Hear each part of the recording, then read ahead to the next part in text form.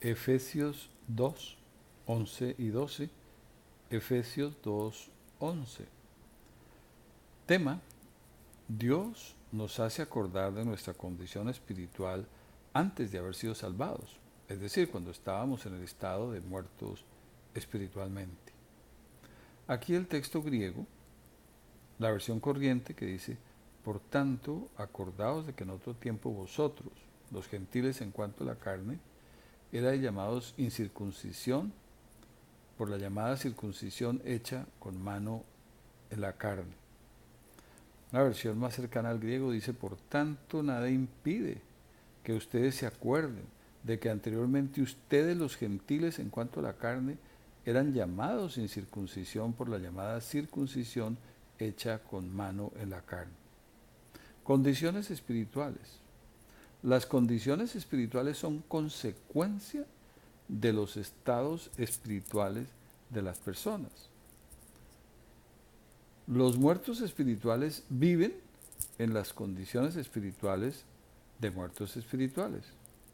Los vivos espirituales vivimos en las condiciones espirituales de vivos espirituales.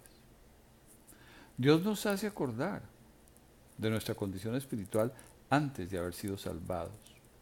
Dios pone el querer y el hacer en nosotros. Él lo hace de muchas maneras, una vez recordándonos nuestra condición espiritual antes de ser salvados por Él. Cuando nos encontrábamos en el estado de muerte espiritual, cuando éramos hijos del demonio, con todas las implicaciones, características y frutos propios de este estado. Éramos gentiles. Hay dos grupos de personas en el mundo: los gentiles, hijos del demonio, y los hijos de Dios. Antes de ser salvados, los efesios y nosotros éramos gentiles, hijos del demonio. Éramos incircuncisos. La circuncisión fue una señal física externa que indicó quiénes eran del pueblo de Dios. Los efesios no eran del pueblo de Dios, eran sus enemigos, tenían la marca del infierno. Dios los salvó y los hizo sus hijos. Hoy en día los verdaderos cristianos llevamos la marca espiritual interna del sello de Dios. Somos de su propiedad, Él mora en nosotros. Efesios 2:12. Temas: estábamos sin Cristo, no teníamos la ciudadanía de Israel, alejados de los regalos dispuestos, no poseedores de la esperanza, sin Dios. Aquí el texto en griego, la versión corriente, que dice: en aquel tiempo estabais sin Cristo, alejados de la ciudadanía de Israel y ajenos a los pactos de la promesa, sin esperanza y sin Dios en el mundo.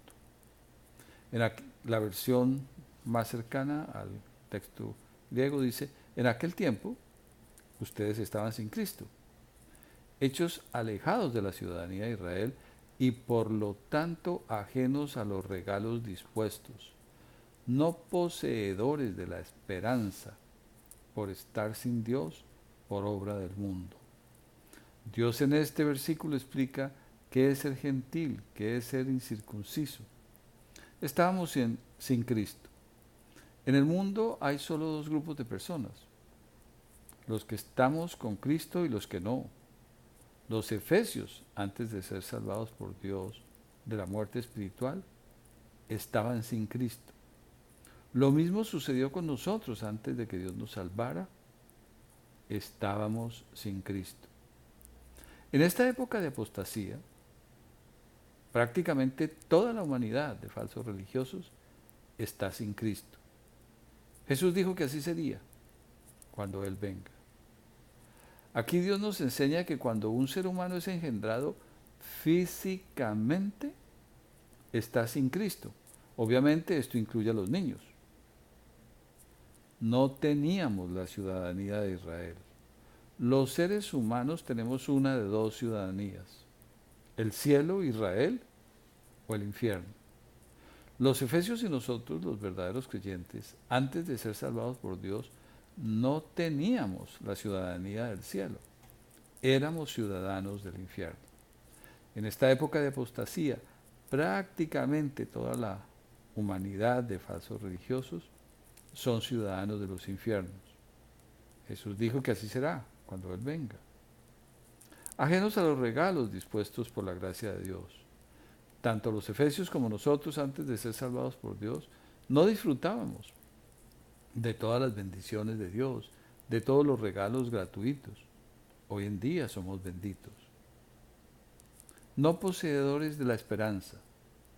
Los muertos espirituales no tienen la esperanza que Dios pone en todos los verdaderos creyentes.